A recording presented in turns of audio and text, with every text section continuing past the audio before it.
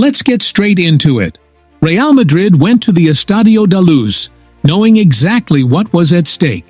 Automatic qualification, authority in Europe, and a reminder to the continent that when the lights shine brightest, they are still the standard.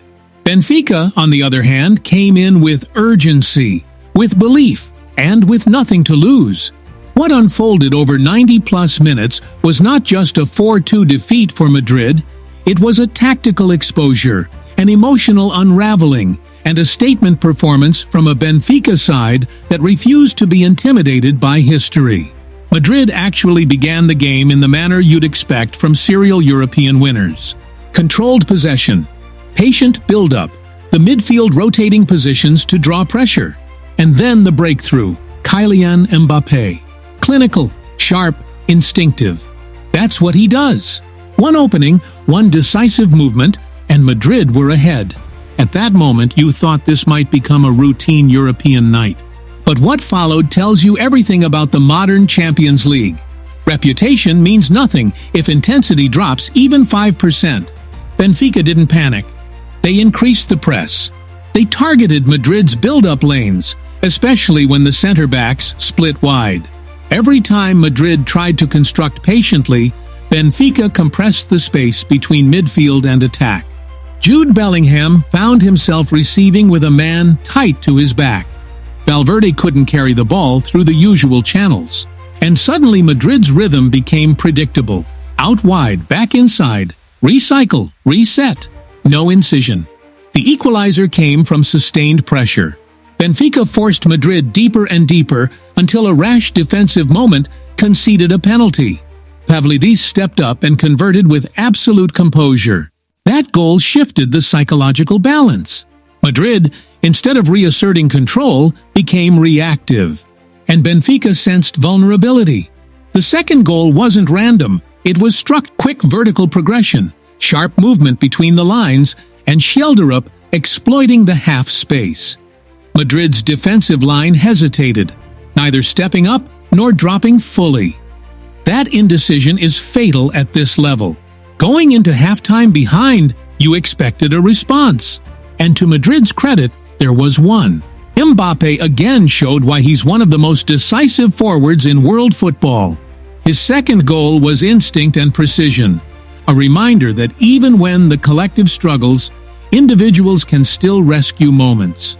At 2-2, momentum felt like it might swing back toward the Spanish giants. But here's where the game truly unraveled. Madrid's midfield control evaporated. Instead of tightening structure, they stretched themselves chasing transitions. Benfica were more compact, more synchronized. Every time Madrid pushed numbers forward, Benfica broke with clarity. The third goal exposed defensive spacing. Too much distance between the back line and the midfield shield. Communication faltered. Tracking runners became optional rather than mandatory.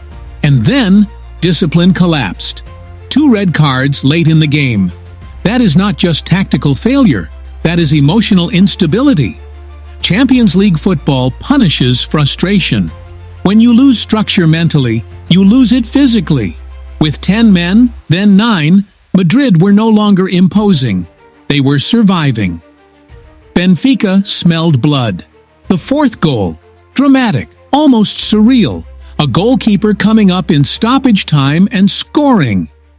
That moment will be replayed across Europe, not just because it was spectacular, but because it symbolized belief. Benfica believed until the final whistle. Madrid looked like a side counting down seconds. Let's talk individuals. Mbappé did his job. 2 goals, constant threat. But football is collective. Vinicius Jr. was unusually muted, struggling to beat his man consistently. Bellingham had flashes but lacked sustained influence. Valverde worked tirelessly but couldn't dictate tempo. Defensively, there were too many moments of hesitation. Elite teams defend space before they defend players. Madrid reacted late all night. For Benfica, this was about cohesion. Their press wasn't chaotic, it was choreographed. Their transitions weren't hopeful, they were rehearsed. Pavlidis led the line intelligently. Not just scoring, but occupying defenders. Schelderup found pockets at precisely the right moments. And tactically, the manager deserves enormous credit. This wasn't defensive resistance. This was proactive aggression. Zooming out, what does this mean? Real Madrid now face a more complicated route in the competition.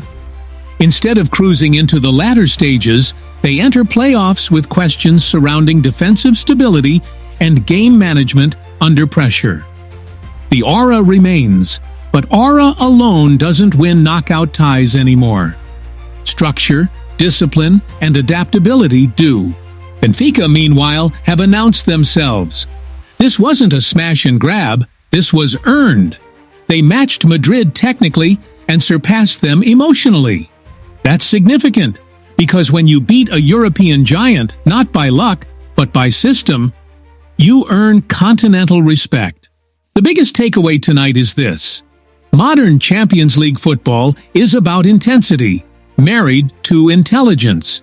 Madrid showed flashes of brilliance but lacked sustained control. Benfica showed hunger backed by structure. And in football, when hunger is organized, it becomes dangerous. So yes, the scoreline reads Benfica 4, Real Madrid 2.